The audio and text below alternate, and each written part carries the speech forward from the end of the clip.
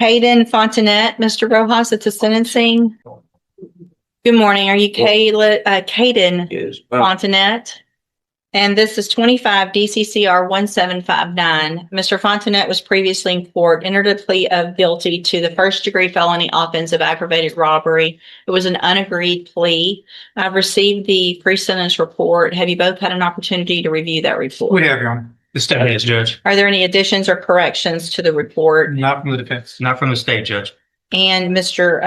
Coleman, you said you have a witness or some evidence? Actually, Judge, Mr. Rojas has graciously stipulated to the admission of the surveillance video from the convenience store in question. So Okay. I feel I need to call my custodian record. With the court's permission, first of all, I'm offering states one. No, Judge. Make that states two, because this one was the plea admonishment documentation, please. I'm offering states two. No objection. States two is admitted. Permission to publish, Judge. Yes, sir. Judge, I think that's all I wish to publish unless the court wants to see the entirety of the video. But I think that's enough. Any other evidence or witnesses? So just brief argument if I may. Any other evidence or witnesses for Mr. Rojas? No, Your Honor, just like. Mr. Rojas, you may make argument first. Thank Go you, ahead. Judge. And obviously, after seeing that video, it makes what we're asking for harder to do. What we're here asking for this morning, Judge, is probation. Mr. Fontanet, he is a young offender. I know the court is tired of hearing the same story over and over again, young guys with guns in here. He's got a limited criminal history. I believe this is his first felony. He's never been on any kind of felony supervision or felony probation. Unfortunately, he's just fallen into the same situation that we see so many other youthful offenders fall into. He's got no direction in life. He's very little support at home. Sees no way out of the situation that he's in, so he goes and decides to rob a store and get some money. Did the wrong thing. And if his story in the PSI is to be believable for what I believe is the right reason, he's trying to help his mom out at home, trying to pay some bills, keep the lights on. Certainly, there are better ways to go about doing that. And I hope that the time in jail has taught Mr. Fontanet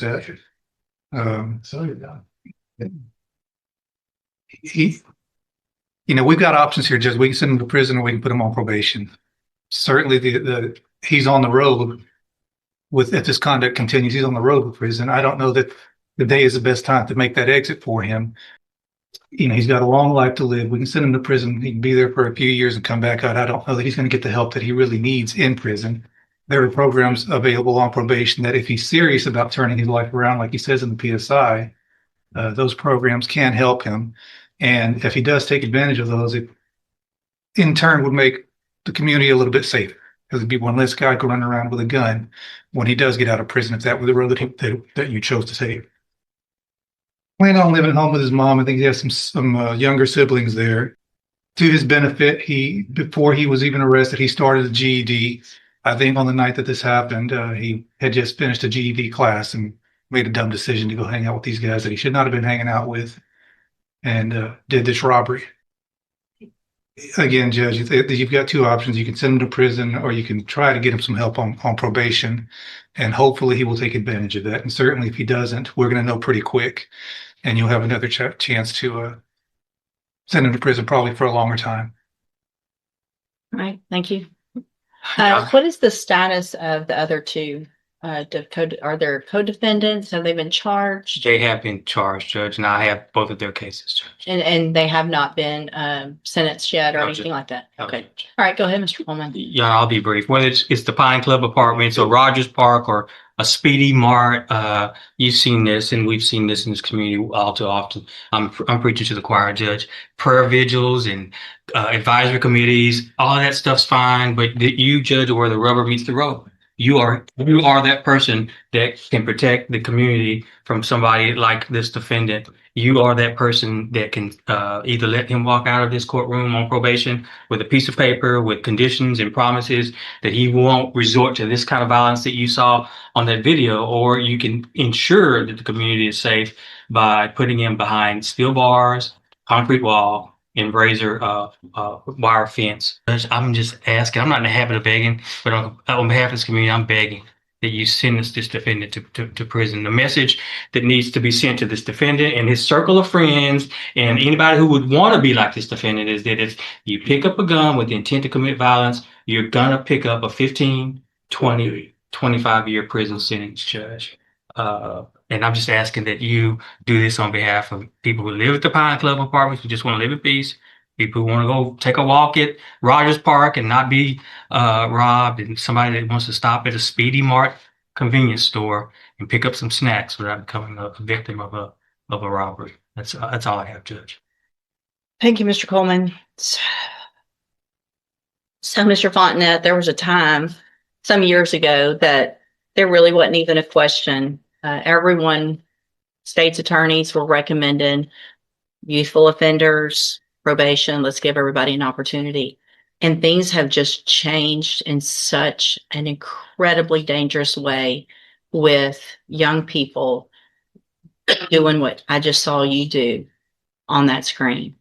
I cannot imagine the fear that that person had that was working in that store, that he now has, just trying to go to work, make a living, and go home.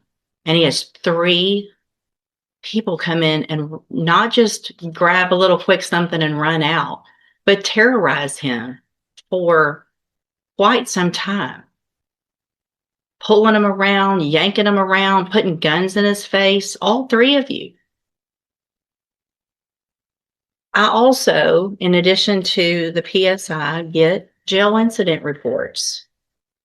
And you apparently like to fight and jump people, which is what's been happening in the jail. So it makes it very difficult for me to go, oh, this is somebody that's going to get out and behave, who can follow the rules, because you can't even follow the rules in jail. And the pre-sentence report shows that you're a high risk level, which tells me that after they've looked at everything, that you don't have, unfortunately, a good likelihood of being successful if I were to put you on probation. And Mr. Coleman's right. We're tired of it. And there's got to be something done. So in cause number 25, DCCR 1759, I'm going to find that you entered your plea of guilty freely and voluntarily. I'm going to find sufficient evidence to find you guilty. And at this time, I'm going to find you guilty of aggravated robbery. I'm going to sentence you to a term of 25 years in the institutional division.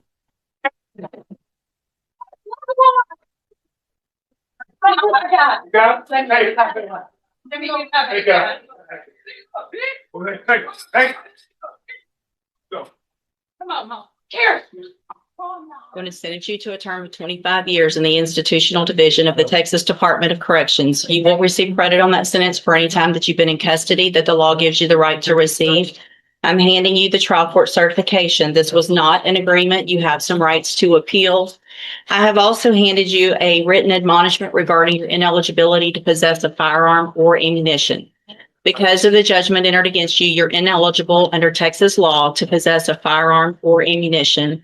Possession of a firearm or ammunition could lead to charges against you. You can talk to Mr. Rojas about any questions you have about that. I am making an affirmative finding of a deadly weapon.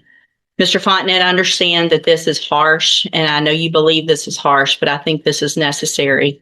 I hope that you go and you make things right. You can get out of prison. You're still going to be young, and you can make your life better. That's going to be up to you, okay? You can go back with the bailiff.